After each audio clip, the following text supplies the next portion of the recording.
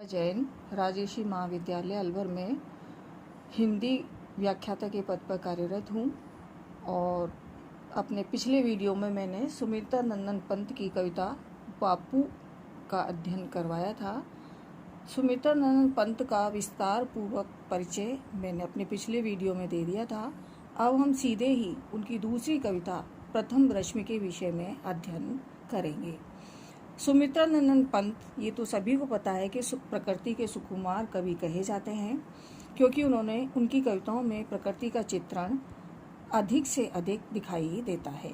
इनकी प्रथम रश्मि कविता को पढ़ने से पहले इस कविता के जो मुख्य शब्दार्थ हैं, जो कठिन शब्द हैं, उनको मैं विस्तार पूर्वक बताना चाहूँगी, जिससे कि कविता का भाव अच्छी तरह से समझ में आ सके। रश्मि माने किरण, रंगणी अर्थात सुंदर या मनोहर, विहंगनी माने चिड़िया, स्वप्न नीड़ सपनों का घोंसला, प्रहरी पहरेदार, शशि माने चंद्रमा, भू माने पृथ्वी, काम रूप इच्छा से रूप बदलने वाले, नवचर अर्थात बादल, श्वास शून्य शांत मौन, अवनी अर्थात पृथ्वी, कूक उठी अर्थात बोल उठी, सहसा यानी अचानक, तरुवासनी वृक्ष पर निवास करने वाली चिड़िया।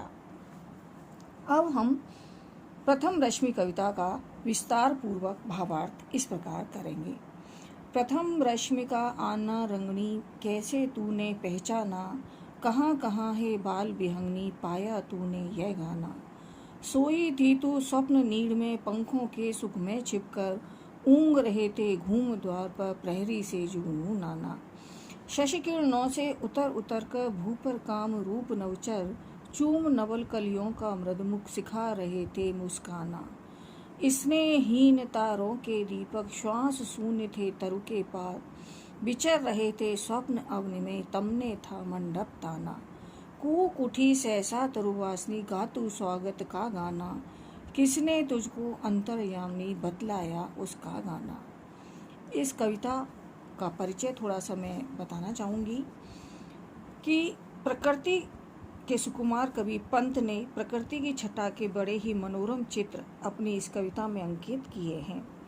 प्रथम रश्मि उनकी प्रकृति संबंधी मनोहर कविताओं में से है, जिसमें उन्होंने प्रातःकाल होने और चिड़ियों के चहचहाने को रेखांकित किया है। सूर्य की पहली किरण के साथ ही चहचहाने वाले विहग को संबोधित यह कविता प्रातःकालीन सौंदर्य के चित्र प्रस्तुत करती है।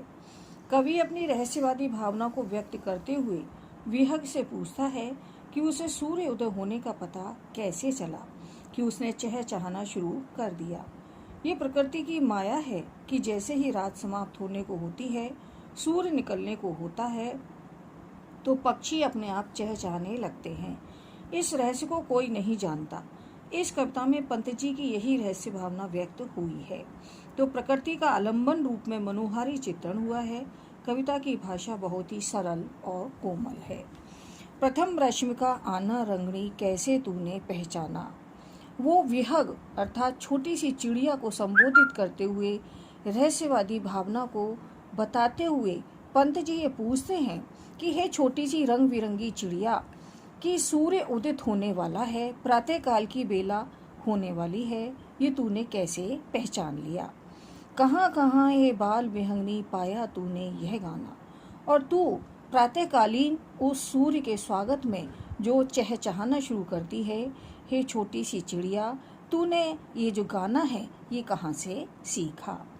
सोई थी तू स्वप्न नीड़ में पंखों के सुख में छिपकर, सारा संसार भी रात्रि के अंधकार में सपनों के घोंसले में सोया हुआ था, और तू भी अपने सपनों के घोंसले में सोई हुई थी, और तूने अपने पंखों को समेटकर बड़े सुख की नींद में तू सो रही थी। ऊँग रहे थे घूम द्वार पर प्रहरी से जुगनू नाना, और रात्रि के समय जो जुगनू थे वो पहरेदारों की तरह से थके हुए से प्रातःकालीन बेला के समय जैसे ऊँग से रहे थे। रात्रि भर जागने के कारण उनको थकान हो रही थी, और एक पहरेदार की तरह से जो जुगनू जगमगा रहे थे उनको भी अब थकान महसूस होने लगी थी। शशि किरणों से उतर उतर कर भू पर काम रूप नवचर, रात्रि में चंद्रमा की किरणों के सहारे से इस पृथ्वी लोक पर जो बादलों के विभिन्न रूप थे जो आकाश में विचरण करते हैं, ऐसा लग रहा था जैसे कि उन चंद्रमा की किरणों के सहारे उतरकर विभिन्न रूपों में वो इस पृथ्वी पर आ गए हों। चूम नवल कलियों का मृदमुख सिखा रहे थे मुस्काना, और उस प्रातःकालीन बेला में वो विभिन्न रूप आकार वाले बादल, ऐसा लग रहा था जैसे प्रकृति की उन कली रूपी सुंदर कलियों को चूम चूम कर स्नेह का स्पर्श करके जैसे मुस्कुराना सिखा रहे थे। स्नेहहीन तारों के दीपक श्वास सूने थे तरों के पार। ऐसा निस्तब्ध वातावरण था कि रात्रि में तारे रूपी दीपक जैसे कि उनका तेल खत्म होने वाला था, और वो उनकी जो लौ थी, उनकी जो चमक थी, वो कम हो गई थी क्योंकि सूर्य उदित होने वाला था। श्वास सूने थे तरु के पात, और ऐसा लग रहा था कि वृक्षों के पत्ते भी जैसे सांस लेना भूल गए थे। चारों तरफ बिल्कुल नीरवता थी, शांत वातावरण था।